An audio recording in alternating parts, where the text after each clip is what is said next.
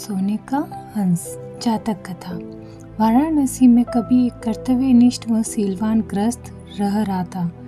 3 बेटियों और एक पत्नी के साथ उसका एक छोटा सा घर संसार था, किंतु अल्पायु में ही उसका निधन हो गया।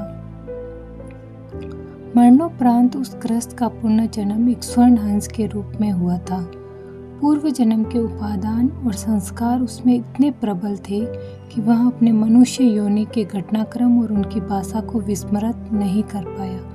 पूर्व जन्म के परिवार का मोह और उनके प्रति उसका लगाव उसके वर्तमान को भी प्रभावित कर रहा था। एक दिन वह अपने मोह के आवेश में आकर वाराणसी को उड़ चला, जहां उसकी पूर्व पत्नी और 3 बेटियां रहा करती थी।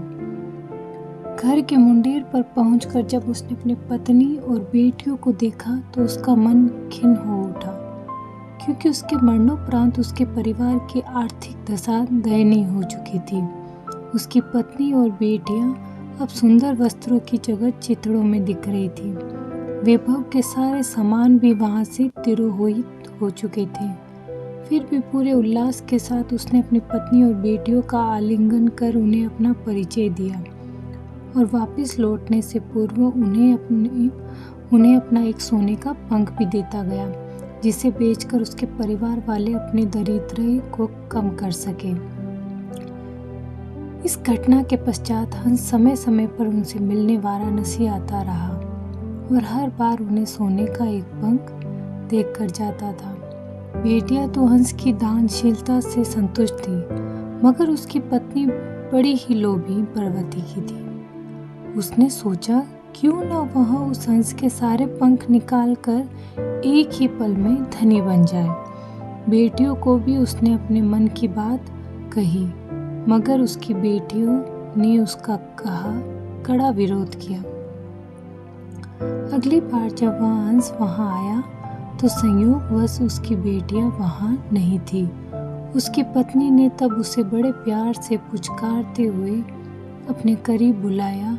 नल प्रपंच के खेल से अनभिज्ञ वह हंस खुशी खुशी अपनी पत्नी के पास दौड़ता चला गया, मगर यह क्या, उसकी पत्नी ने बड़ी ही बेदर्दी से उसकी गर्दन पकड़ उसके सारे पंख एक ही झटके में नोच डाले और खून से लथपथ उसके शरीर को फेंक दिया। फिर जब वह उन सोने के पंखों को समेटना चाह रही थी तो उसके हाथों से सिर्फ एक साधारण पंख ही लगा, क्योंकि उस हंस के पंख उसकी इच्छा के प्रतिकूल नोचे जाने पर साधारण हंस के समान हो जाते थे। बेटियां जब लौट कर घर आई तो उन्होंने अपने पूर्व जन्म के पिता को खून से सना देखा। उसके सोने के पंख भी लुप्त हो चुके थे। उन्होंने सारी बात समझ ली और तत्काल ही हंस के भरपूर सेवा कर कुछ ही दिनों में उसे स्वस्थ कर दिया। स्वभावत उसके पंख फिर से आने लगे, मगर अब वे सोने के नहीं थे। जब हंस के पंख इतने निकल गए कि वह उड़ने के लिए समर्थ हो गया, तब वह उस घर से उड़ गया और कभी भी वाराणसी में दोबारा दिखाई नहीं पड़ा।